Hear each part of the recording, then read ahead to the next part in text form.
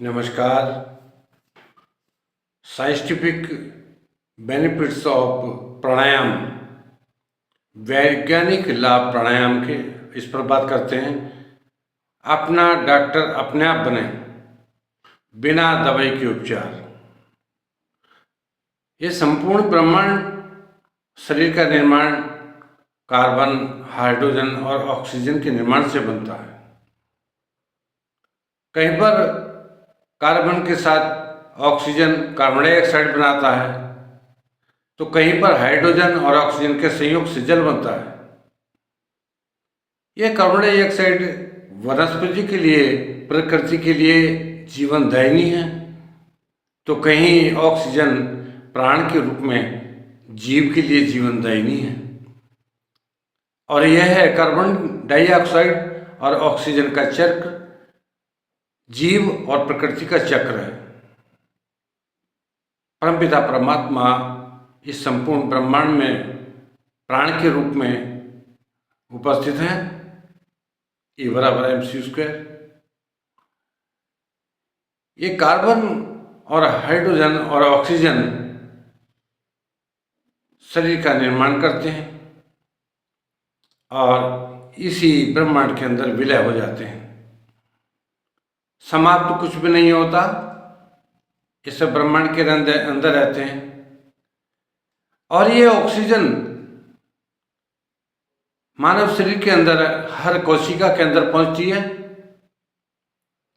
कोशिका के अंदर endoplasmic reticulum, ribosomes, lysosomes, mitochondria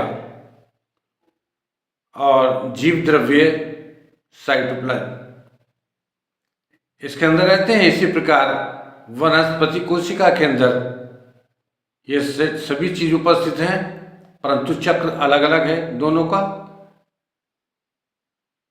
उसके जो वनस्पतियां हैं वे कार्बन डाइऑक्साइड से अपने भोजन का निर्माण करती हैं और यहाँ ऑक्सीजन से जीव का चलता है। यह ऑक्सीजन हम प्राण के रूप में लेते हैं शरीर के अंदर। बिना ऑक्सीजन के हम 2 मिनट भी जिंदा नहीं रह पाते। आखिर होता क्या है? प्राणायाम क्या है? प्राणायाम से होता क्या है? ये साइंटिफिक है, वैज्ञानिक है। जब हम ऑक्सीजन लेते हैं फेफड़ों के माध्यम से तो हीमोग्लोबिन बनता है और रक्त के माध्यम से हर कोशिका के अंदर पहुंचता है। हर कोशिका के अंदर एक राइबोसोम्स होता है। जो ऑक्सीजन अंदर पहुंचती है तो वो राइबोसोम्स को तोड़ती है और तोड़ने के बाद माइटोकॉन्ड्रिया के अंदर एक ऊर्जा का निर्माण होता है जो शरीर का संचालन करती है और अवशेष के रूप में वहाँ पानी बनता है और कार्बन डाइऑक्साइड फेफड़ों के अंदर से बाहर निकल जाती है। दिस इज इंस्पायरेशन और एक्सपायरेशन। प्राणायाम का बहुत महत्व है।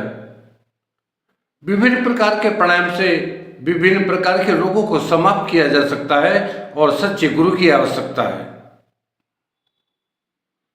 किसी गुरु की देखरेख में इस प्राणायाम को करना चाहिए। ब्राह्मण प्राणायाम, सूर्य भेदी प्राणायाम, चंद्र भेदी प्राणायाम, बाह्य कुंभक, अंत्य कुंभक, पूरक, रेचक कुंभक, चक्रों का जागरण, यहाँ की प्राणायाम के द्वारा योग साधना होती है और ये शरीर को स्वस्थ करता है।